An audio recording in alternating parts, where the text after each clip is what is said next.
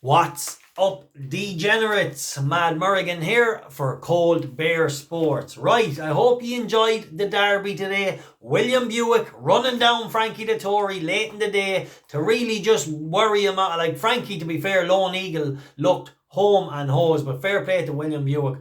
Just about running him down in the shadows of the post. What a ride. And Charlie Appleby as well.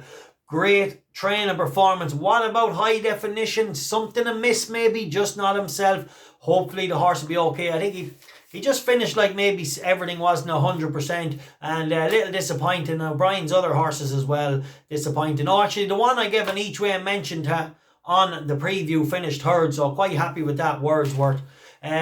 Hope lads you tuned in as well to the Irish Derby preview. I think Joe Value had a winner there as well today. He gave a mention to an 8-1, and we had our special guest Dusty Foley in the winner's enclosure a couple of times, and and had a close call as well. So really interesting, and definitely one to check out. I hope you enjoyed that, and we'll leave that behind us. Right, before I go into tomorrow, I have 1, 2, 3, 4, 5. Yeah, 5 selections. Look, we have Power kicking off in the golf. I know he bogeyed the first hole. Let's hope it's not a disaster. Come on, Seamus Power. Get it together. Get some nice birdies. We're backing you.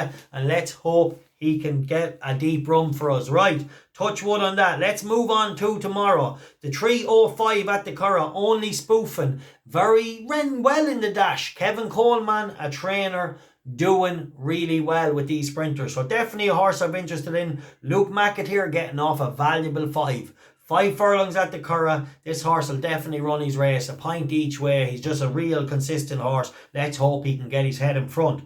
Then we'll move on to the 2:10 in Cartmel. I like an outsider here. Snookered. He's a big price. A pint each way. Brian Hughes in the saddle. Look, he was a little disappointing when favoured on the flat the last day, but they backed him into favourite.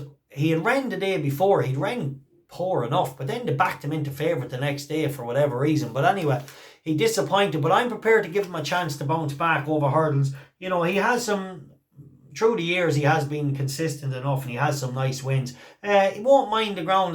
Hopefully the ground isn't too quick. I think he doesn't want it heavy, but he likes a bit of soft, I'd say. Right, the 2:10 in Cartmel, a pint each way in him. Then we're going to move on to the 3 o'clock in Uttoxeter, Ernesto. This is an interesting horse for Ian Williams. Slowly getting the hang of things over hurdles. He's stepping up in trip.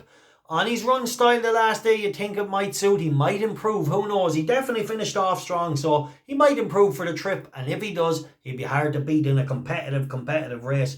I'll just give another mention to a horse in here.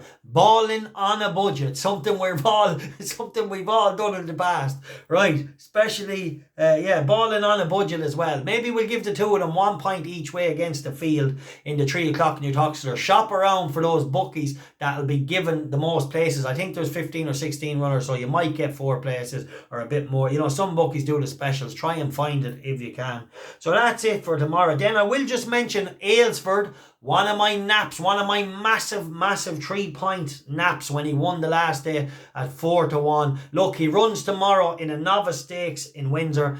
If you like to back him, he's a nice horse, but I just have an angle. I don't like going in on horses with a penalty in a novice stakes. You just never know with the unexposed runners behind you. You could be giving £7 to a horse that could end up rated £10 higher than you. So, look, it's an angle I've always had, is not to go in, but if you want to have a little pint on him, do. But Aylesford, definitely a nice horse, but we got what we wanted from Aylesford. He owes us nothing, and I'll just watch him tomorrow.